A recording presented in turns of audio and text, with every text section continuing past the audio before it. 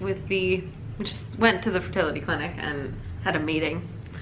Yeah. It was kind of like a rough start. That was the most frustrated I'd probably been at the place. We met with the IVF coordinator, but first we met with the financial department, which I think I just get the feeling she was like filling in for someone. I don't feel like who met with us at first. I feel like everyone was busy and they were just like, just meet with them and give them this book of stuff. Just hand it to them. And so we thought we were meeting with the IVF coordinator and gonna find out like details on what we're doing. Get a calendar, which we don't get a calendar, we discovered yet, but until we start injections. Yeah, so we didn't really know what to do, and they just were like, here you go, and here's all this paperwork to sign, and just bring it back and have a nice day. And we're like, yeah, so we have a lot of questions and we kind of need to know what the plan is. So yeah. Then they sent in the IVF coordinator, who is the same one that I did talk to on Friday. She just kind of forgot it was me because we were slated to be with another IVF coordinator because of our name. Because of our like last name. And so then she was like, oh my gosh, yeah, I forgot I made this appointment with her. Yeah. And then it was good. It got fixed. So, but at first it was like, oh, what's happening? Because we took the time off and, you know, a little bit left a little early from work to be able to actually make it there in time before they closed. And we're like, we actually have this appointment. We need to know some things today. So what could have been kind of a weird situation ended up being, I think, pretty productive. Yeah, for sure. I don't feel like I know more than I did before walking in. Not more than like what we know, but like definitely I feel like there's somewhat of a plan. Yeah, like we know like when we're gonna buy the sperm. That's our dog, dude. I know. Well, at least it's not the cats like wrecking the house. I know, it's always an animal. It is always an animal. So yeah, you're right. We do. I guess I could cover like some of the takeaways that we. Yeah, kind of like what, like when and what we're doing. And we got a quote over the weekend. And so they went over it, and we didn't go over the quote yet, so we'll go over that quote too. So basically, first thing, beginning of her next cycle or whatever, it's after your cycle, right? You start the pill. Yeah, well no, they want to start it on my period so that I don't have to wait for my next period. Oh, right, okay, yeah, so you start at the beginning of your period. So basically what they're gonna do for me with birth control is when I start my next period, I'm gonna go on it to regulate like my ovulation, so and that they can force your period when they want. When the embryos are ready for transfer, they can force that, like they can force my period so they can start getting my uterus ready to carry the baby, basically. Right.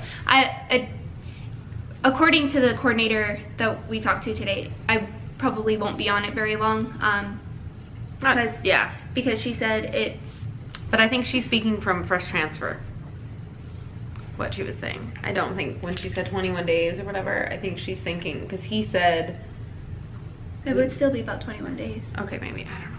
That's probably true. I don't know. She knows. We don't have a specific. Yeah, she probably does. With yours, we're waiting till we get the embryos for her to start medication. On my day one medication of my period, as in like progesterone, yeah, things that you'll be doing. So day one, I'll be contacting them of my period. I'll be like, hey, I started.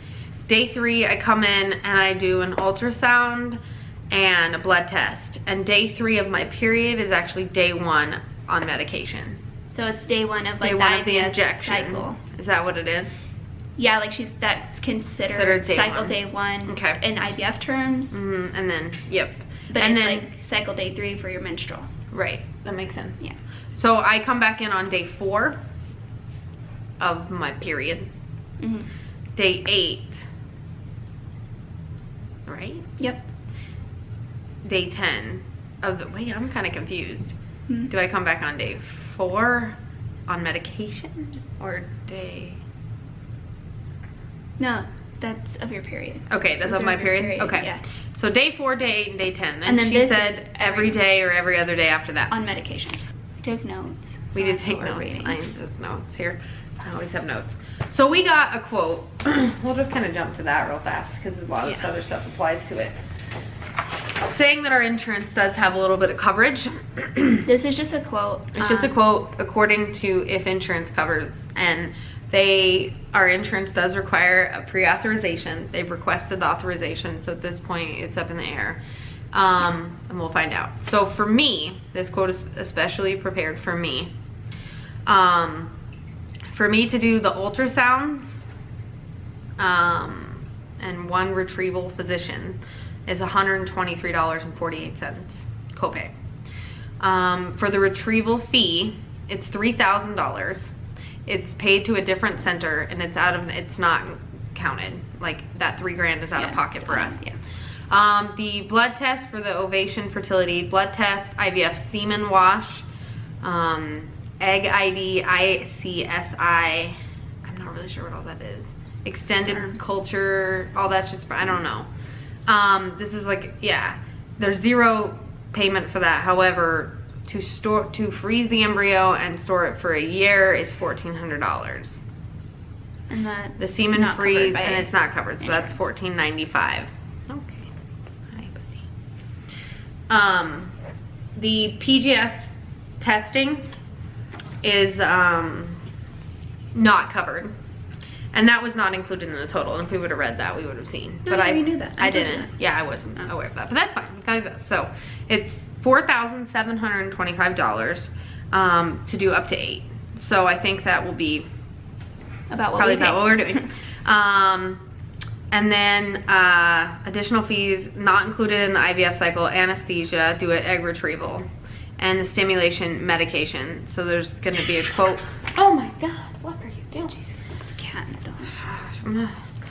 That's gonna be yeah, they're gonna send it to like the pharmacies, and if the pharmacies cover it, then we'll be going with that one. If not, we'll just pick the one that's the least expensive. So basically for me, all this has to be paid before anything starts. With just the IVF cycle, it's $4,618.48. Plus, I would owe the PGS testing $4,725 upfront, those 2 fees. So that's like, I just didn't add it up yet, like 45. It's like 10 grand-ish. It's under, but not far from. Yeah. For that. Then we also have to pay for her part upfront as well. The ultrasounds and the transfer physician is covered. We pay $113.21 fees. The transfer fee, $2,000 out of network, not covered, out of pocket. And then injections, I guess, there's like another $34 plus. Yeah, so that's, we pay to the center, $2,113.21. So the 3 fees that we pay directly to the center. I don't know that. Alexa. Dude, Alexa, like, thinks she has all of it figured out. We're good, thanks. So the 3 fees that we'll owe is the PGS testing. PGS testing, $4,725, $4,618.48 from my IVF, and for the transfer cycle, $2,113.21.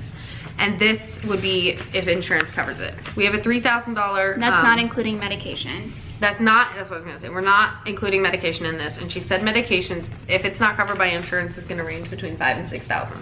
Yeah. So she recommended that we actually wait to see about the pre-authorization, and that they gave us some financing and some options. So she said most of the time you'll get an answer back within like 24 hours. About medication. Well, about the financing. Oh, the financing, yeah, that was. So I'm waiting Everything's to pretty quick. apply for a loan to cover what we don't have, like, you know, and because also if something, I'm just gonna stand that, like, if this would be really great if we paid 15 grand out of pocket versus like 30, which it would be more. It'd probably be like 35. Insurance didn't cover it. If insurance didn't cover it. So it would be such a huge blessing if insurance covered this.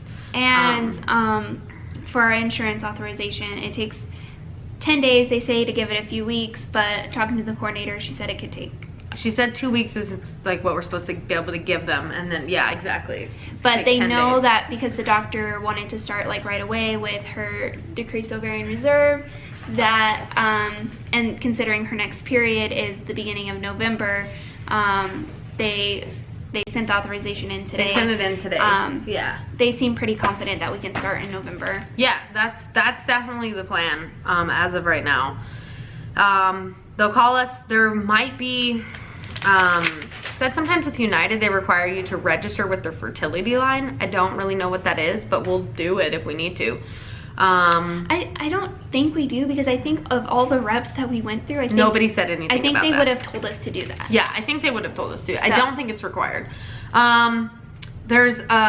She said that there's a site that if our insurance doesn't cover any meds, fastivf.com, we can get our medicine possibly cheaper. Yeah. Through that, so that's something to look at. She said that it's basically, please get down.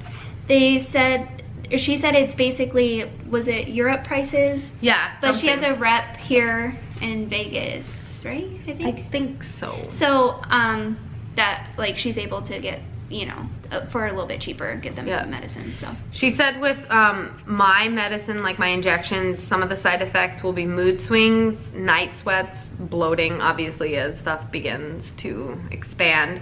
She said there's only 2 things I can take, Tylenol and Benadryl. So I don't know if I would take Benadryl. I guess maybe for swelling. Maybe you have an allergic reaction. Benadryl, yeah, I mean, it's just like if you're having allergies at all, like, yeah, I guess that's a safe thing.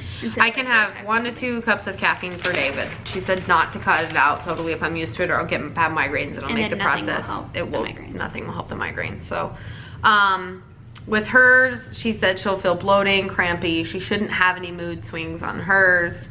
Not from the medication. Not from the medication, just from my personality. It's probably gonna happen. Wow. I wrote down, I like underlined, like no mood swings can be blamed. Look at that horror. Chicken scratch. Yeah, and I think they say like if you write horribly, like you're smart or something. So I'm so smart. Yeah, right. He's eating grass.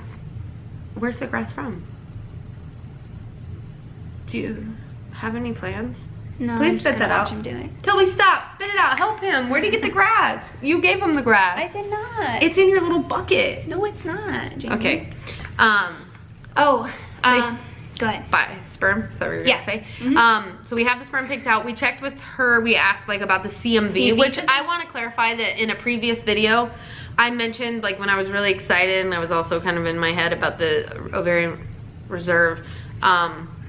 I mentioned something like the genetic testing came back normal, so we can get our sperm donor, because his whatever, he doesn't have a genetic test, like it wasn't anything genetic. I was confused totally. One thing that we were concerned about with him was CMV.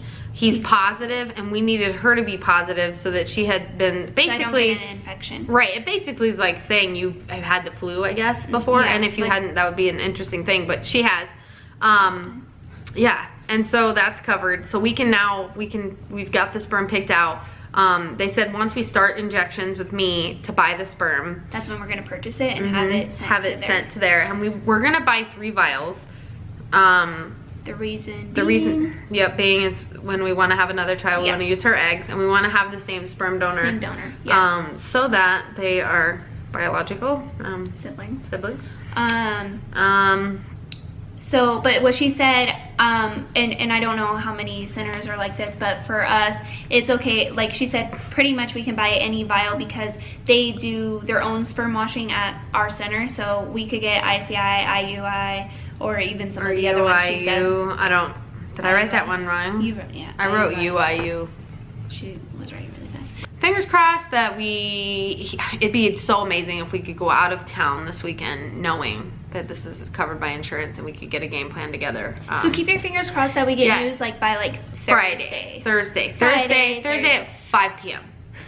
because we have to pack and we leave at 6 a.m. Friday to go to Denver. So it'd be just amazing, and then we can tell everybody while we're out there, because once we get the financing and we have a date and a time, we're going to let more people know about this than we have before. We've been, for the most part, like we've been kind of open that we're starting this journey, but not a lot of people know like we've been doing it, like that we've started testing. Like they know like that we want kids. We'll be telling more people. I think we have a few more family members we want to share some with. Friends out there. Most of them probably already know. Yeah, which I'm excited to tell about everything. And so I'm really, really, really hoping. I don't want to go on birth control. I won't go on birth control as long as all the authorization goes to as long as it all goes as planned. Day 3 of my regular cycle, this next one was when I would begin. And we have to pay, I don't know if I said this, we have to pay everything that I listed up front, including the medication. yeah, before they do. And then when we pay, we get our specific calendar, because it's like, okay, you're doing this. Here's your thing that you're gonna do. Yeah, and then I also want to do like a little like minor like shout out and like thank everybody who's like subscribed, because we oh my god, that's Poppy. That's a really bad idea. Like our goal was like to hit 50, because then it gets us closer to 100, and by getting to 100 we can have our own URL with this channel, which makes it a lot easier to share with our friends and families and other people who just want to kind of know what's going on. Yes. So shout out to the few that subscribed over the weekend. Thank you. Yes, we've got some new subscribers, and we appreciate you watching and your support. And this video's gonna be kind of long because we did have a lot of information we just went over, so if you've stuck through the whole video, thanks. And I'm just trying to reward you with a cute dog tune and a very new toy. Yeah, that will be ruined in moments. So yes, thank you. If you like the information you learned in this video, give this video a thumbs up. Yes. If you haven't yet, subscribe to our channel. Yes. Tell your friends. Okay, bye.